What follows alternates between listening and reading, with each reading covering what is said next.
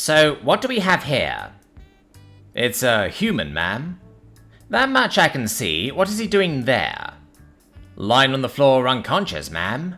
Yes, thank you, but why? What happened to him? We are not sure, ma'am. We dare not come within 10 steps of a human. Rumours have it they often try to procreate with anything that moves. Are you purposefully surrounding yourself with idiots to feel better? The Soltaki consul exclaimed, as she turned to look at General Vlixtar, Chief of Staff of the Soltaki Uniformed Forces. Listen, it's 4:20 in the morning. Just 2 minutes ago, 5 soldiers tore down the door of my room and dragged me here in a rush. The last thing I need right now is you shouting at me. Consul Doria looked left and right for anyone whose expression did not increase her urge to slap someone's face. Since such an individual was extremely rare and not at hand, she limited herself to forcefully closing her eyes with her palms. She let out a loud groan, then a dental click. Be patient, she murmured to herself while pacing back and forth.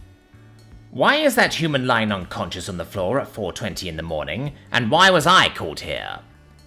4:22, ma'am. The consul's eyelids grew closer as she inhaled copious air through the nostrils. Her every nerve contracted as she raised her right dominant arm up in the air. She got close, within striking distance. Then, like a mighty sentence from the heavens, she unleashed a godly rage. You! Get me coffee! But, ma'am, I'm a lieutenant. Go get her some damn coffee for fuck's sake. And bring some for me as well, the general ordered, preventing bloodshed. He then strode up to the enraged female, still breathing heavily under her nose. He pointed at another unfortunate soldier and demanded some explanations. The sentries stumbled upon him while on duty. We have already called for xenobiologists. We fear he has been poisoned. Poisoned? Who would dare? Within the premises of the royal palace? The chief of staff said, just as he gulped down the admittedly terrible cup of coffee. Wait, how do you know he has been poisoned even though you have not gotten closer? Here's the smell, ma'am. Hearing this, the diplomat swiftly walked to the figure on the ground. With just a single whiff, she wrinkled her nose and started waving her hand to dispel the foul odor, as she ran back behind the formation of soldiers. That stench! It's Alchol! Who could have done such a terrible thing? Someone really wanted this human dead. We need to rush him to the hospital. Quickly call an air ambulance. Yes, ma'am. Agreeing with the last statement, Vilkstar nodded in approval. He then looked back at one of the sentries. Who is he, anyway? That's a formal dress if I have seen one. Sir, he is a guest of the king, sir. By the gods, call the ambulance again. Tell them to make haste. Yes, ma'am. He must be an important individual. We must treat this matter accordingly. Yes, sir, I believe so. I think I saw him join the royal ball. The lieutenant replied, as he brought another tray filled with coffee cups.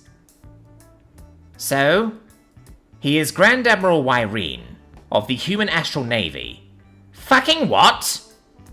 Yes. One of the 2 officers commanding the 3rd Star Corps of the Human Military. How important is he, broadly speaking? Oh, very much so, ma'am. A Star Corps is a fully independent large strategic formation composed of Navy and Army units under a joint command. In this particular case, the 3rd Star Fleet and 3rd Star Army. The 3rd Star Corps' flexibility and effectiveness were highly praised by military analysts during the human intervention in the Coalition-Union conflict, to such a degree that many described it as the most aggressive and efficient fighting force of the last 100 years. You mean to tell me that this guy here controls on behalf of the Human Senate a horde of war-thirsty apes? So it would seem, ma'am. Recall the ambulance. Tell it to stand down. We can't allow this to be known to the public. Yes, ma'am.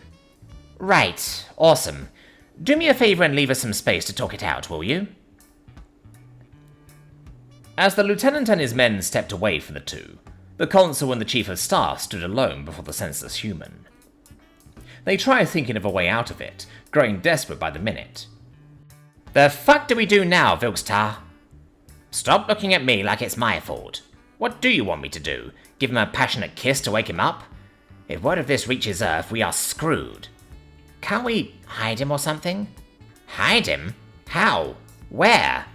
The 11th battle group is currently orbiting this turbo shithole of a planetoid. Who do you think will be the prime suspects if something happens?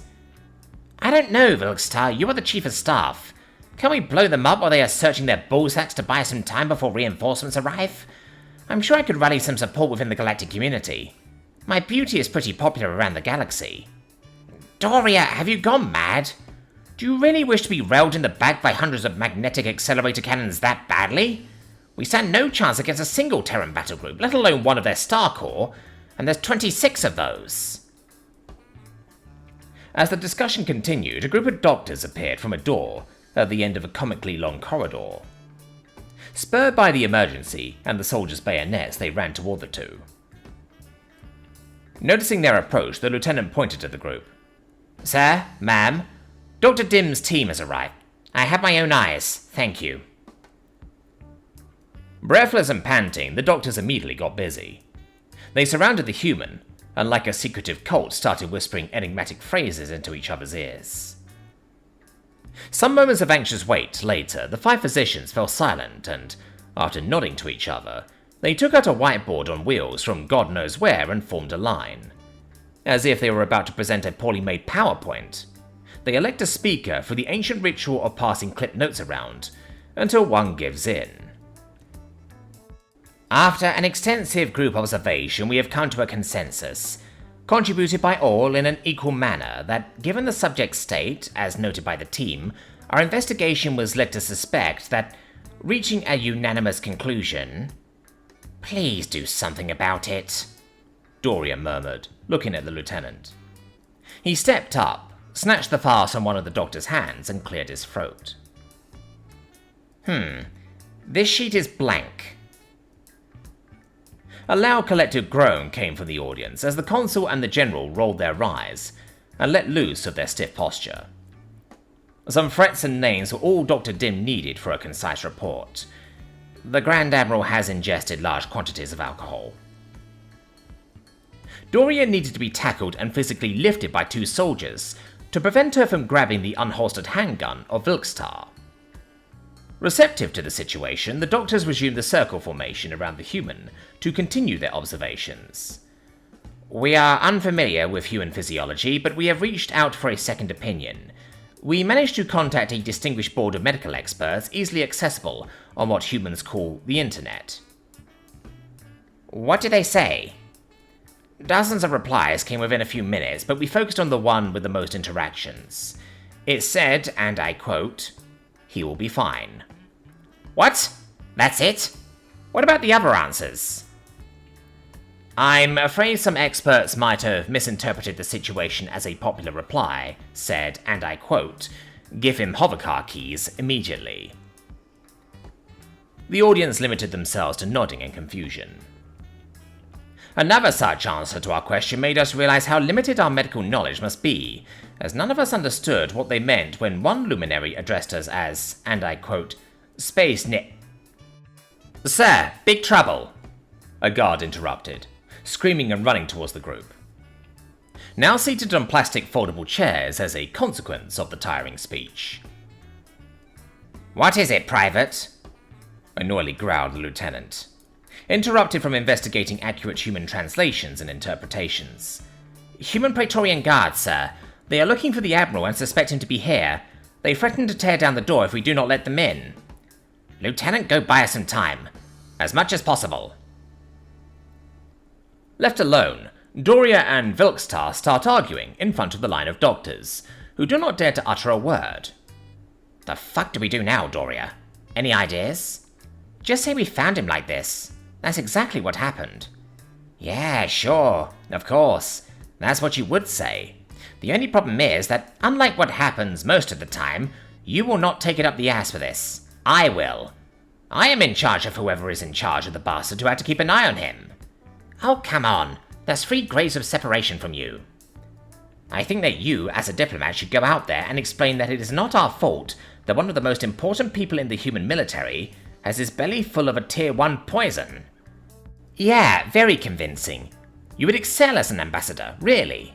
With you as our speaker, I'm sure only half of the galaxy would declare us an insult to intelligence and evolution the second you open your mouth. Listen, instead of blaming each other, can we find someone else to hold responsible? You said it earlier, Vilkstar. Whoever we pick, it will somehow be our fault as the superiors of their superiors. Be it the barely legal sexy teenager ordered to escort him around, or the outer space temperature IQ hunk of muscles ordered to protect him. Which, I might add, are nowhere to be found. They are probably hiding in a washroom having fun. Actually, that's perfect, Doria. Since both of them should have been with him at all times, they could be blamed for this.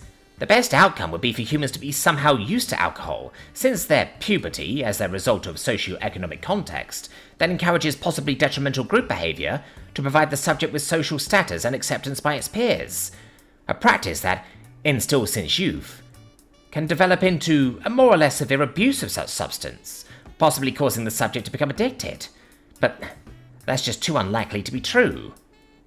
Okay, whatever you say. If the humans demand anything, we will tell them to ask Lady Gork and Mr. But what about these idiots? Said the consul, pointing at the row of doctors who happened to listen to their conversation. With an annoyed look, the general called over one of the soldiers. Understanding the situation, the doctors turned around. They ran for the door at the end of the comically long corridor, hoping to reach safety. Go kill them for me, will you?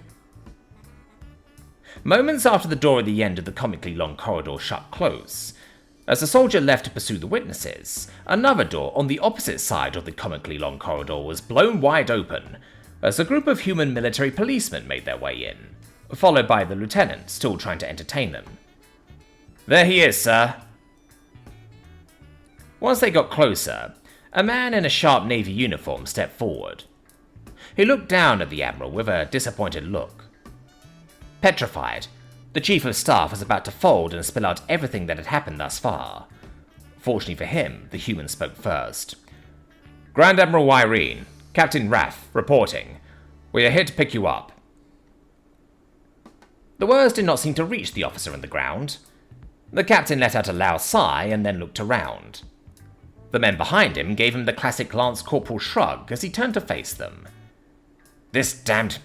I guess we have no other choice. He whispered to himself as he forcefully massaged his nasal bone. Military police, what are you doing here? Are you perhaps drunk? Shouted the Navy officer, with all the power he could muster. To which, as if taken by instincts and innate fear, the Admiral's body, as his mind was in no condition to coordinate his movements, jumped up and cumbersomely started to move away for the origin of the sound. In silence, the MPs escorting the captain stood firm, as they witnessed the Admiral attempt to open a window, unsuccessfully. Calm and collected, with a tired, faint smile, Raff noted the time and gestured to the soldier after 30 seconds to apprehend the man. Go get him for me, will you? He then turned to the Soltakian officials and greeted them with a warm yet warning grin. We need the Admiral for the monthly report to the Senate in 2 hours. I trust you will keep this a secret, as it would greatly impact our public image otherwise. Please understand that alcohol is the only thing keeping Grand Admiral Wyrene sane and productive. Oh, yes, absolutely. Not a word, right, Doria? Nothing happened. What are you talking about? Did anything happen, Vilkstar? I was not even here. How curious. For me to be awake this late at night, I must be dreaming.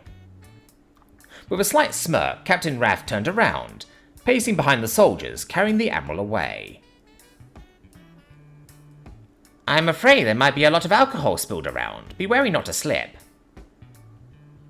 As the humans left the room, Doria, Vilkstar, the lieutenant, and a few Soltakian soldiers stared at each other in confusion.